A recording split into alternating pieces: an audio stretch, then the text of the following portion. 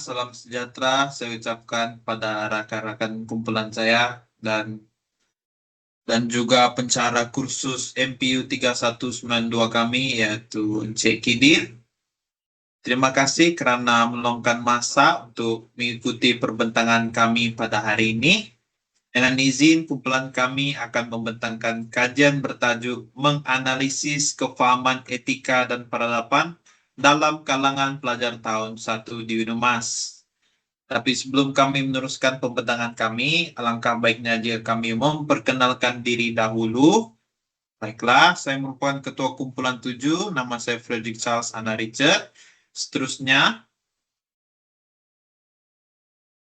Baiklah, Assalamualaikum dan salam sejahtera. Saya ucapkan kepada Encik Kidir dan rakan-rakan sekalian. Nama saya Afika Farzana binti Afendi, nombor matriks 108690. Salam sejahtera saya ucapkan kepada rakan-rakan dan juga Encik Kidir. Nama saya Becky Naringgoda, nombor matriks saya ialah 109205. Baiklah, nama saya Georgia Anlin Janta Anak Lewis, nombor matriks 110030.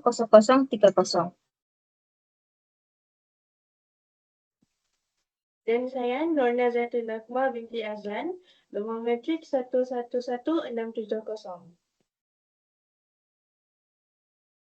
Nama saya Nur Syarhana binti Mujina, memegang nombor matriks 111705. Baiklah, nama saya Nur Syamsila binti Daud, nombor matriks saya 111332. Nama saya Siti Nur Ala Balkis binti Hisham, memegang nombor matrik 112384. Baiklah, salam sejahtera saya ucapkan kepada Encik Kidir dan kepada rakan-rakan seperjuangan. Nama saya Vanessa Junia Anthony, memegang nombor matriks 112657. baiklah, terima kasih. Kajian ini dijalankan bagi mengenal pasti sejauh mana pelajar tahun 1 memahami konsep etika dan peradaban sebagai asas pembentukan sasya serta keharmonian kampus. Dalam pembentangan ini, kami akan menerangkan latar belakang kajian, objektif, metodologi, dapatan utama, serta cadangan penambahbaikan berdasarkan hasil analisis.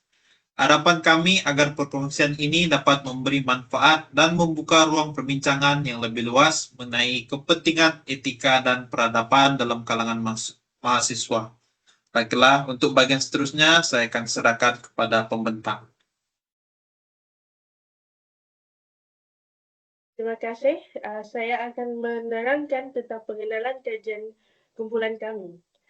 Menurut Mustafa 2002, dalam bukunya yang bertajuk Tamadun Islam, menjelaskan etika membawa maksud nilai-nilai atau berkaitan dengan sikap yang menentukan tingkah laku sesuatu golongan.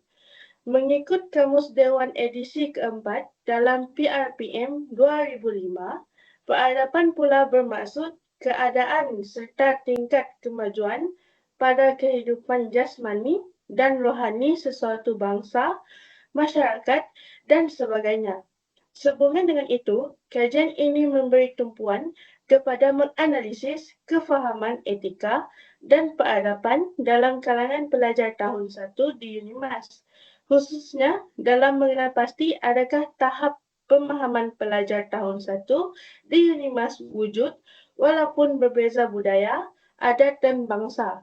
Oleh hal demikian, kajian ini bertujuan untuk membuktikan wujudnya etika dan peradaban dapat membantu dalam mengekalkan keharmonian serta perpaduan dalam kalangan pelajar tahun 1 di UNIMAS serta pemahaman tentang etika dan adab hidup dalam lingkungan komuniti pelajar yang pelbagai. Baiklah, saya akan serahkan kepada pembentang seterusnya.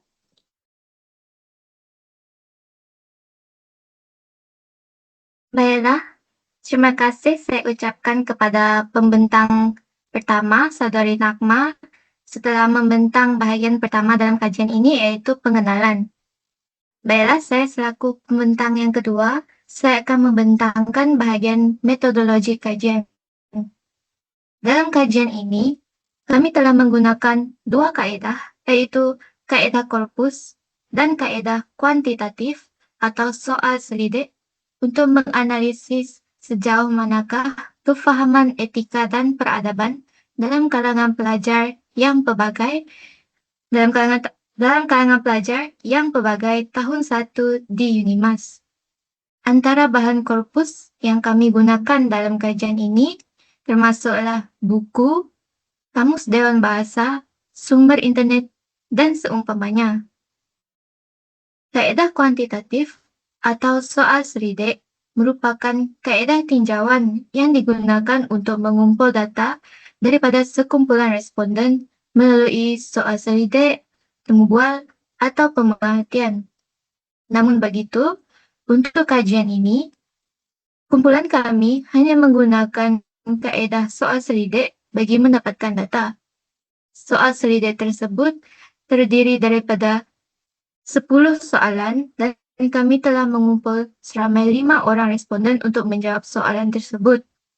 10 soalan tersebut bakal menguji kefahaman responden dari aspek prinsip, definisi, dan pengamalan etika dan peradaban dalam kehidupan seharian mereka. Penentuan penguasaan etika dan peradaban responden ditentukan melalui peratusan soalan mereka yang dijawab dengan betul, yaitu responden perlu menjawab dengan kadar 70% jawapan yang betul. Hasil daripada soal selidik ini mendapati tiada pelajar yang kurang daripada 70% markah, namun terdapat beberapa soalan yang majoriti pelajar tidak dapat menjawab dengan baik. Oleh itu, kaedah ini telah menggalakkan kami untuk menganalisis dengan lebih teliti bagaimana kefahaman setiap pelajar tahun 1 di Unimas berkaitan dengan etika dan peradaban. Itu sahaja untuk bahagian metodologi kajian kami. Seterusnya saya akan memberikan bahagian dapatan dan analisis kepada pembentang yang ketiga. Terima kasih.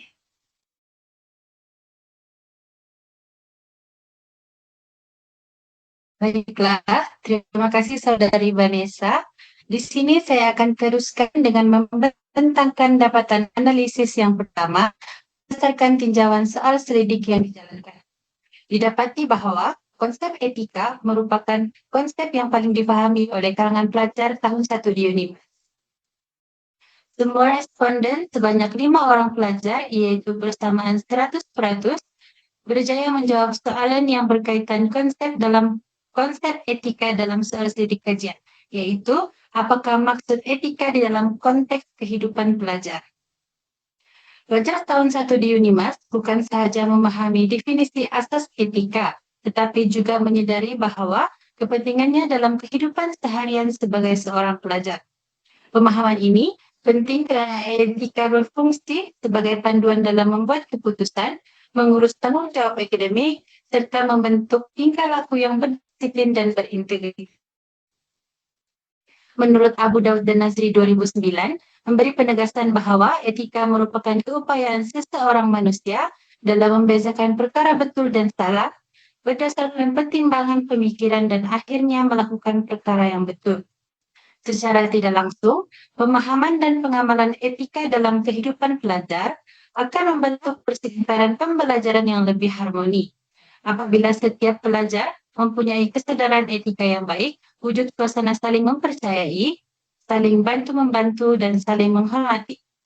Inilah yang menyumbang kepada pembangunan model insan yang berkualiti tinggi, selari dengan matlamat universiti dalam melahirkan graduan yang bukan sahaja cemerlang dari segi akademik, tetapi juga berakhlak dan berintegriti.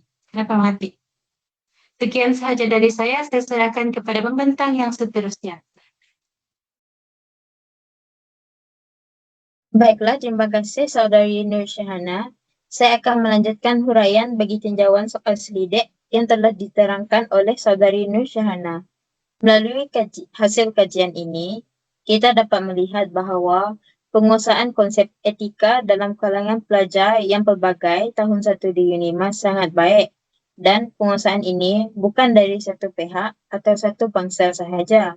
Buktinya dapat dilihat melalui cartapai kaum yang menunjukkan latar belakang responden yang pelbagai menyokong penguasaan etika dalam kalangan pelajar tahun 1 di UNIMAS.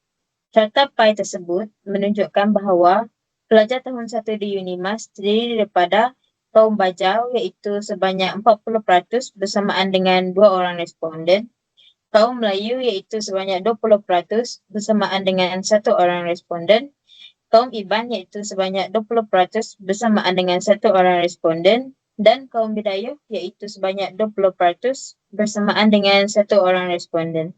Baiklah, saya akan memberikan pembentangan ini kepada pembentang yang seterusnya.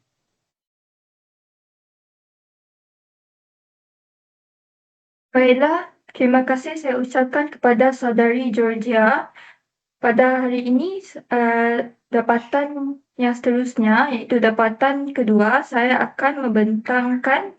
Jadi, mari kita lihat kepada cartapai bagi markah patusan jawapan responden. Berdasarkan tinjauan yang dilakukan, hasil soal sidik menunjukkan bahawa pengamalan perlakuan yang menunjukkan peradaban jelas diamalkan dalam kehidupan seharian responden sebagai pelajar tahun 1 di UNIMAS melalui hasil jawapan soal sidik.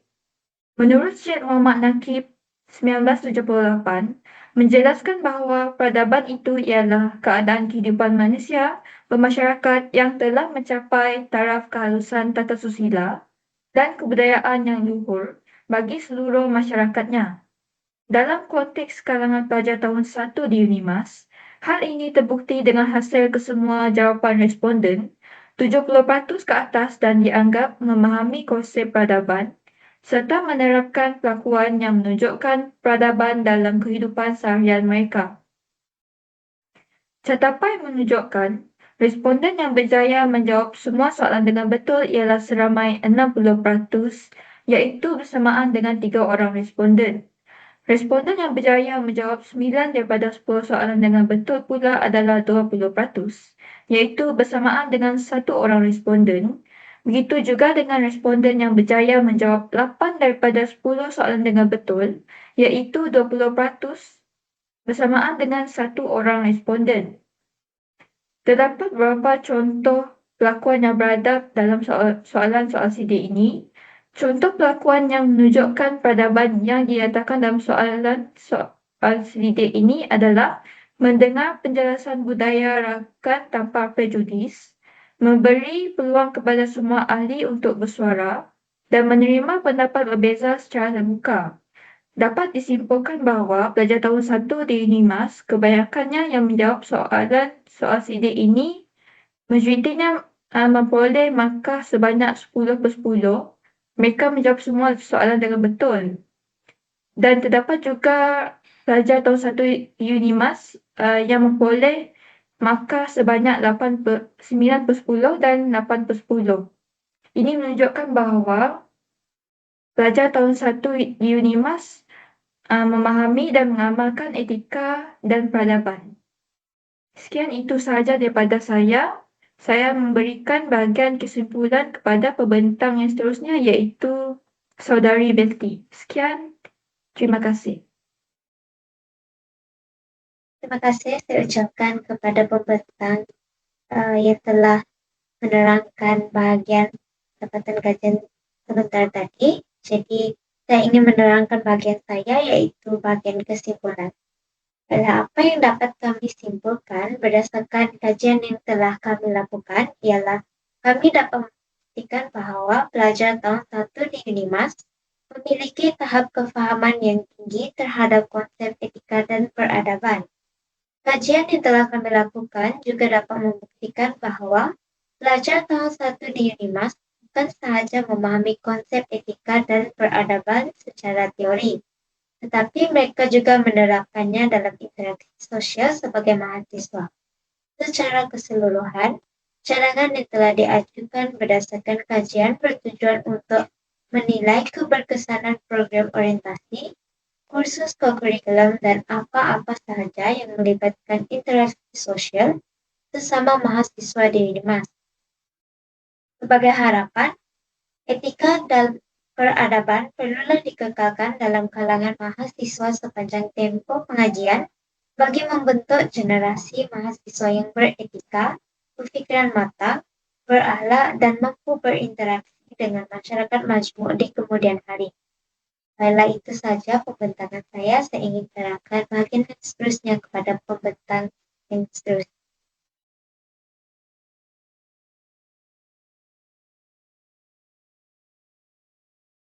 Kami telah menggunakan beberapa rujukan untuk menyiapkan poster ini.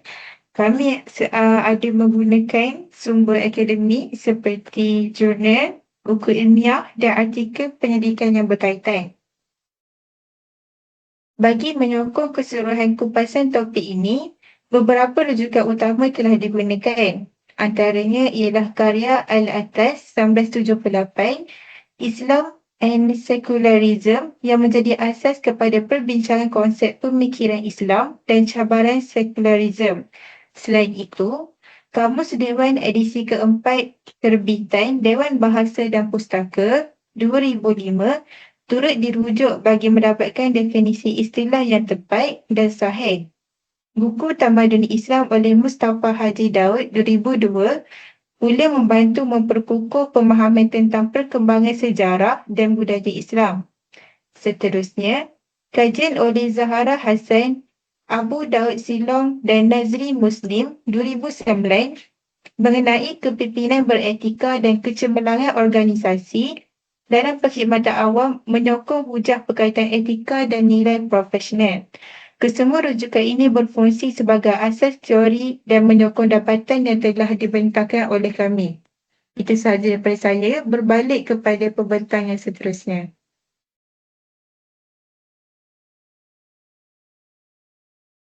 Baiklah, terima kasih untuk rakan-rakan saya sebentar tadi. Secara keseluruhan, hasil kajian kami mengenai menganalisis kefahaman etika dan peradaban dalam kalangan pelajar tahun 1 di UNIMAS menunjukkan bahwa tahap pemahaman pelajar terhadap konsep etika dan peradaban adalah sangat baik secara umum, terutamanya dari segi pengetahuan asas dan kesadaran mereka tentang kepentingan nilai moral dalam kehidupan kampus. Namun begitu, kajian turut mendapati bahwa penghayatan dan pelaksanaan nilai-nilai tersebut masih memerlukan pengukuhan, terutamanya dalam amalan harian, interaksi sesama rakan, serta penglibatan dalam aktiviti yang memupuk budaya hormat dan integriti.